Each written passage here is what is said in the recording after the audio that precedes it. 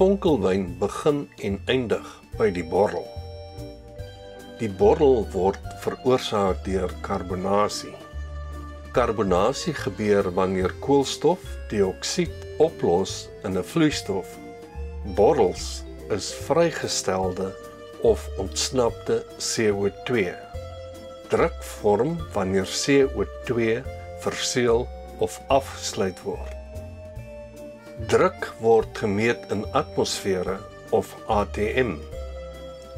1 atmosfeer is nagenoeg 1 bar. Vonkelwyn word op verskillende maniere gemaak, maar dit kan saamgevat word in 4 basiese metodes. Wat wyn betref, kan karbonasie geforseerd wees, soos wanneer CO2 in wyn gespuit word. Natuurlike wynkarbonasie vind plaas as natuurlike elemente soos gis en suiker gebruik word om CO2 te aktiveer.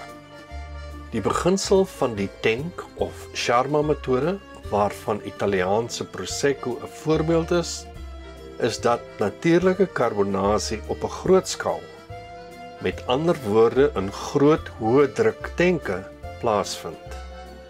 In die geval van champagne of methode tradisioneel vind natuurlike karbonasie in 'n bottel plaas. Synoniem hiervoor is methode champenois of methode Cap Classique, soos dit in Suid-Afrika genoem word. In die Charma, sowel as die champagne metode, vind 'n tweede fermentasieproses plaas.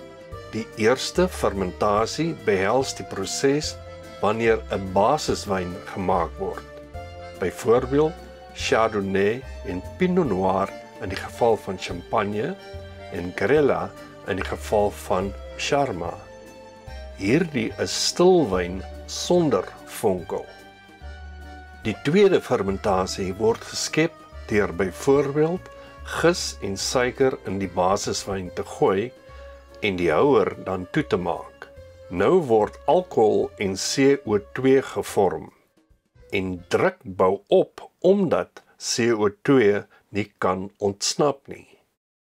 Die CO2 word opgelos in die vloeistof en wanneer die houer oopgemaak word, word dit deur die bottels vrygestel.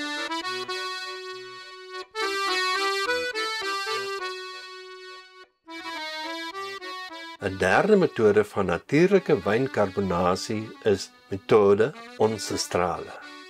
Hierdie metode verskil van Charma en champagne omdat eerste fermentasie in die bottel voltooi word en daar nie suiker en gis bygevoeg word nie.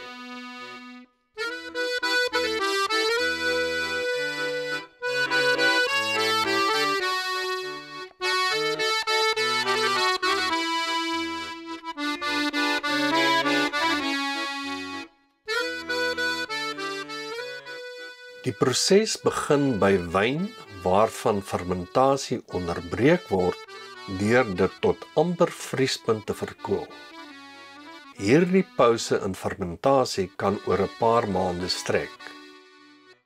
Die wyn word gebottelleer en verseël en die eerste fermentasie word in die bottel hervat en voltooi. Soos in die geval van champagne word die sediment ook verwyder, maar daar word geen suiker by die wyn gevoeg nie.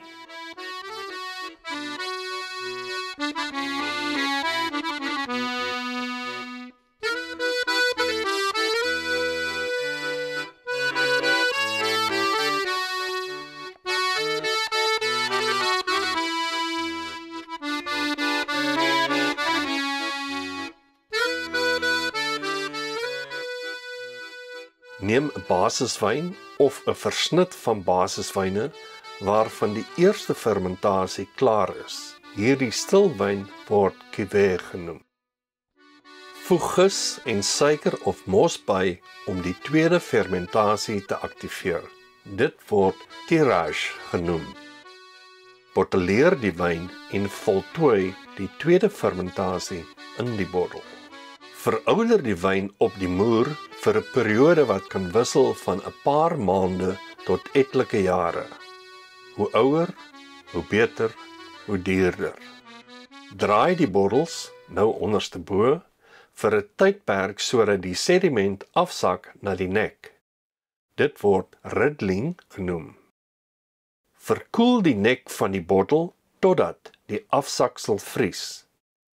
Die verwydering van die prop of disgorgement laat die bevrore afsaksel uitskiet. Nou volg dosage. Vul die verlore deel aan met wyn en of suiker en mos om die graad van residuele suiker te bepaal. Dit kan wissel van brute tot doux. Verseël die bottel met die tipiese champagne prop en draadhok.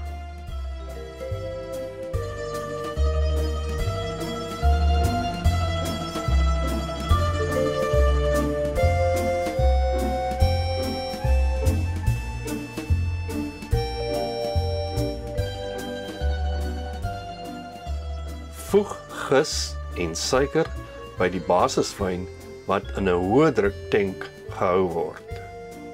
Hou die wyn vir 'n periode in die tank sodat tweede fermentasie kan plaasvind.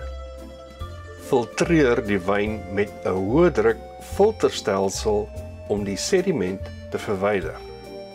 Voeg suiker en mos by om die residuele suiker of graad van soetheid te bepaal. Botteleer in bottels wat druk kan weerstaan.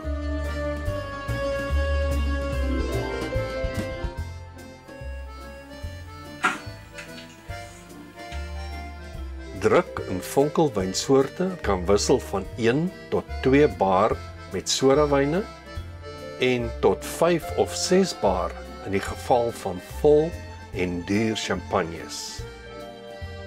Daar is 'n verband tussen druk, bottelgrootte en temperatuur. Hoe laer die temperatuur, hoe laer die druk, omdat opgeloste CO2 vasgehou en nie vrygestel word nie. Die bottels sal ook kleiner wees. Wanneer jy yskoue vonkelwyn sonder oënskynlike bottels proe, raak dit warm, CO2 word vrygestel en dit begin in jou mond te borrel.